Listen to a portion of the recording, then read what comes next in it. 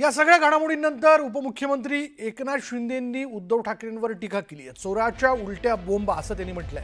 2020 साली माशेलकर समितीचा अहवाल कोणी स्वीकारला? 2020 साली मुख्यमंत्री कोण होतं? एकनाथ शिंदेंनी उद्धव ठाकरेंवर हल्लाबोल केला। या महाराष्ट्रामध्ये मराठी माणसावर कुठलाही अन्याय होणार नाही याची काळजी आम्ही घेतोय।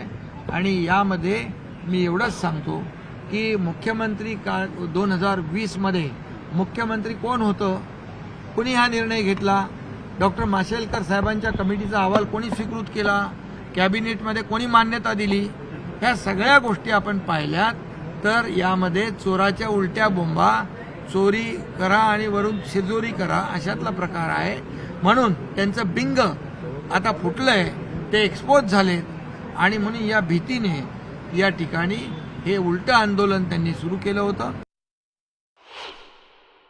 आम्ही कुठल्याही प्रकारे विद्यार्थ्यांचं नुकसान होणार नाही ही भूमिका सरकारची आहे आणि म्हणून मराठी आम्ही सक्तीची केली।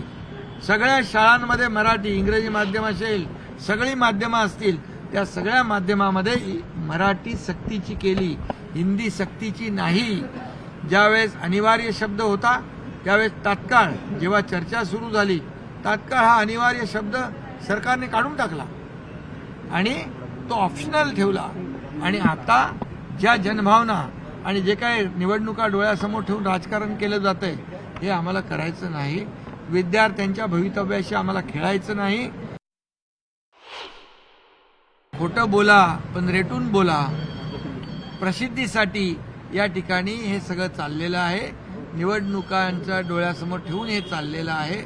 आणि या ठिकाणी मी एवढंच सांगेन की राज ठाकरे साहेब म्हणाले होते एकदा, विश्वासघातकी माणूस मी पहिल्यांदा पाहिला आणि आता त्यांनी खोटारडा माणूसही पहिल्यांदा पाहिला। कारण त्यांनीच घेतलेल्या निर्णयाची GRची होळी त्यांनीच केली, हे या महाराष्ट्रात पहिल्यांदा घडलं। विजय रॅली कसली विजय रॅली?